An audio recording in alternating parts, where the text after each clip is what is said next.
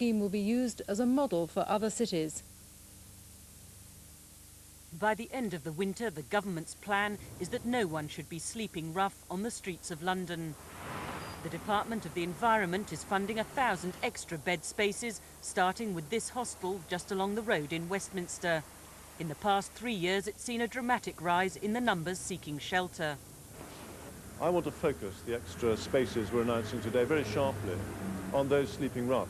And I want to work with the voluntary organisations who have experience in tackling this problem to make sure that we do offer these new places, many of which are to quite a high quality, to people currently sleeping rough. But critics say the scheme is largely cosmetic, ignoring the full extent of homelessness.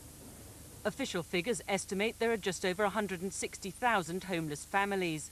The charity Shelter says altogether there are more like 3 million homeless people.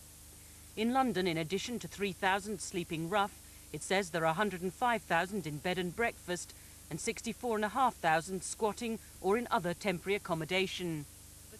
33 families are housed here in South London. Its residents include Penny Henry and her 2-year-old daughter Ashley. They've been living in one room since August.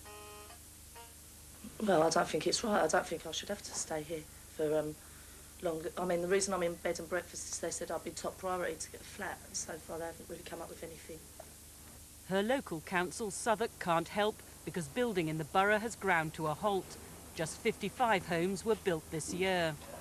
But these are probably the last council houses to be built in Southwark. Officials say, like in many London boroughs, government spending limits mean they can't raise the capital to build any more. In the Commons, Labour claimed it was this which was the real problem. Would the right honourable gentleman confirm that the number of homes now being built in Britain is at a lower level than at any time since the First World War? Over the recent few years, there have been more people move into home ownership, a higher quality and standard of housing than ever before. Previous Conservative governments made much of their record on public housing. Harold Macmillan, as Housing Minister, charged with building 300,000 new council homes each year.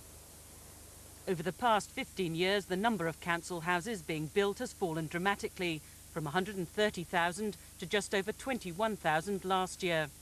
Private building has increased from 131,000, dipping slightly in the early 80s, to 143,000.